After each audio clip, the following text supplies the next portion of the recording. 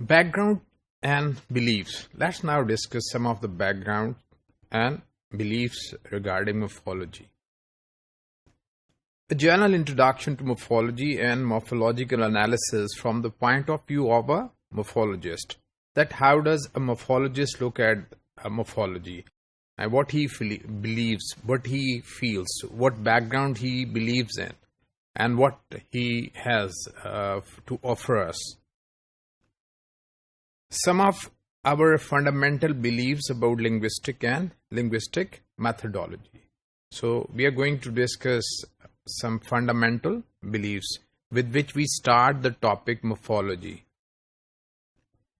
First, we believe that all languages differ from one another. So it is our first belief that all languages, be it English, French, German, Dutch, or any other language, they have certain differences from each other. Obviously, we have seen that, for example, in case of stress, we know that stress on English word varies from one syllable to another syllable when we have two or more syllabic word. But so far as French is concerned, it has stress on the last syllable, Polish on the second last, and Czech on the first. And this is the case with so many languages. So this is the first belief of a morphologist, that human languages differ from each other, though there are some similarities, but basically they differ from each other. Second, the languages which we can write with a small l are different from language with a capital L. For example, languages English, Urdu, Arabic, French, German, Dutch, Portuguese, etc. They are languages. We generally, when we are talking about them or writing about them, we generally use small l to refer to any of these language. But when we refer to the phenomenon of human language, we generally use capital L. So we differentiate between with capital L language and languages with small l. So we both need them. Obviously, referring to Chomsky universal grammar, all languages, human language has a grammar which is universal. But individual languages have some characteristics which are different from each other. For example, in English, we have a z, a s sound which make a plural noun, right? So same is not found in many languages, as we have seen and as we will see in the topics to come. So language versus language, small language and small l language and capital L language.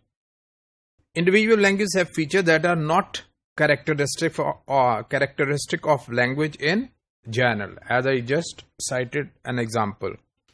Linguists need to pay equal attention to both small l language and capital L language, because he generates data from small l language, and this data is very much helpful for understanding capital L language.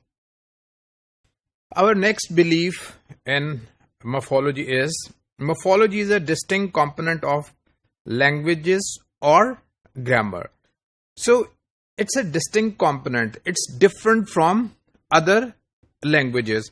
We cannot say that morphology, as some of the people believe, that morphology should not be studied separately. It should be studied under syntax or under phonology. But we find that morphology has some distinct component which make it a different discipline from morphology and syntax. We also have something that pertains to methodology, which refers to methods that we apply. The first is that we should take an attitude of skeptical realism. What Einstein says about a physicist, that a physicist should be realist as well as a nominalist. Realist in the sense that whatever he finds, he should have belief on that it is real. And as a nominalist, he should believe that what he is found is not what he's been looking for. So, like a physicist, a morphologist too have the same belief.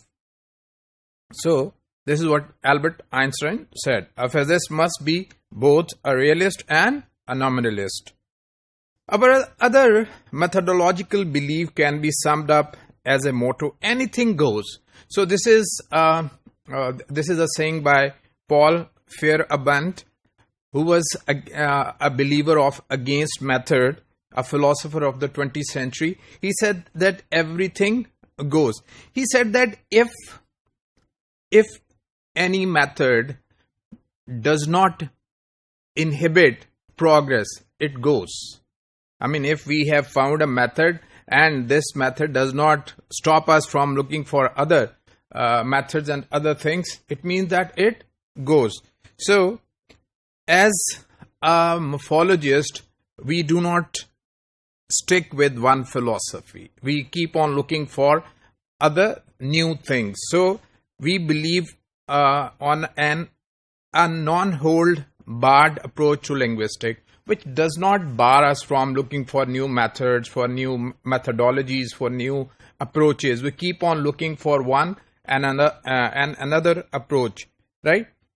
So our tools are not theory-based in that way.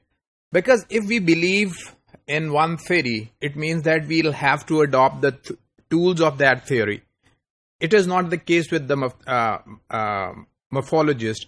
He keeps on looking for new things, and he uses different tools to explore, to discover new methods in morphology.